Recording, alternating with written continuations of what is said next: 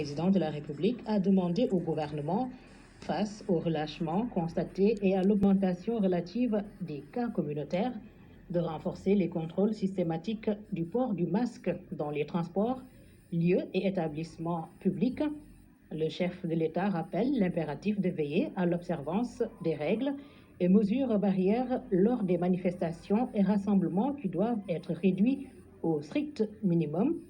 À cet égard, il a demandé au ministre de la Santé et de l'Action sociale de lui proposer de nouvelles mesures préventives visant à endiguer durablement la pandémie de la COVID-19 et éviter l'engorgement de nos structures sanitaires. Le président de la République indique par ailleurs au ministre de la Santé et de l'Action sociale l'urgence de prendre toutes les dispositions pour assurer le fonctionnement adéquat des centres publics de dialyse et la prise en charge des patients insuffisants rénaux dans les meilleures conditions. Le chef de l'État demande enfin au ministre de la Santé et de l'Action sociale, en relation avec le secrétariat exécutif du Conseil national de lutte contre le sida, CNLS, d'accentuer la mobilisation des partenaires autour du Fonds mondial de lutte contre le sida, la tuberculose et le paludisme qui vient d'allouer au Sénégal 45 milliards 668 millions francs CFA. Abordant la question relative à l'amélioration des conditions économiques et sociales des personnes vivant avec un handicap, le président de la République a réaffirmé l'engagement de l'État à poursuivre sans relâche les politiques d'accompagnement et d'insertion socio-économique des personnes vivant avec un handicap.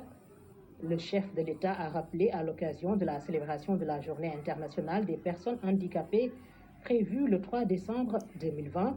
la nécessité de poursuivre le programme d'extension des cartes d'égalité des chances, le financement des projets et des activités génératrices de revenus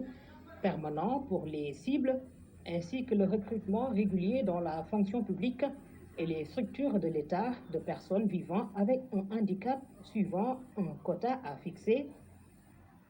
Aussi, le président de la République invite dans cet élan le gouvernement à veiller à l'application rigoureuse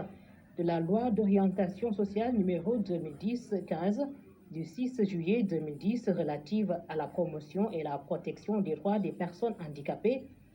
Le chef de l'État demande également au ministre de l'Éducation nationale d'engager les travaux de réhabilitation et de modernisation de l'Institut national des jeunes aveugles INEFJA de Thiès. Sur la place de l'élevage dans le produire et le consommer local, le président de la République a rappelé au gouvernement l'importance qu'il accorde au développement de l'élevage et des productions animales dans le plan Sénégal émergent PSE. Il a à ce sujet, en saisissant l'opportunité de la Journée nationale de l'élevage célébrée le 26 novembre 2020, magnifié la contribution des éleveurs et opérateurs du secteur à la sécurité alimentaire du Sénégal et à la richesse nationale. Le chef de l'État a, dans cette dynamique, demandé au ministre de l'Élevage et des Productions animales de poursuivre l'exécution du plan national de développement de l'élevage en mettant l'accent sur l'autonomisation du Sénégal en moutons, volailles, viande et lait, l'intensification des cultures fourragères. Enfin, le président de la République a informé le Conseil qu'il recevra, courant décembre 2020, les représentants des organisations d'éleveurs et d'autres acteurs du secteur, abordant le sujet relatif à l'amélioration durable de l'environnement des affaires pour asseoir l'attractivité du Sénégal et la relance de l'économie. Le chef de l'État exhorte le gouvernement à assurer l'attractivité du Sénégal aux investissements directs étrangers, IDE, et l'attractivité des plateformes d'investissement et des services de proximité mis en place avec le concours de APIX SA. Le président de la République invite enfin le gouvernement à finaliser les mesures restantes de la feuille de route du Doing Business 2021 au Sénégal d'intégrer le top 100 des meilleures pratiques à l'horizon 2021. Au titre des communications, le ministre secrétaire général de la présidence de la République a fait le point sur le suivi des directives présidentielles. Le ministre des Affaires étrangères et des Sénégalais de l'extérieur a fait une communication sur la situation internationale. Le ministre de l'économie, du plan et de la coopération a fait une communication sur la signature avec Dubai Logistics World d'un accord cadre pour marquer l'adhésion de notre pays à l'initiative World Logistics Passport Global. Le ministre de la Santé et de l'Action sociale a fait une communication sur la situation de la pandémie Covid-19 et sur les centres de dialyse.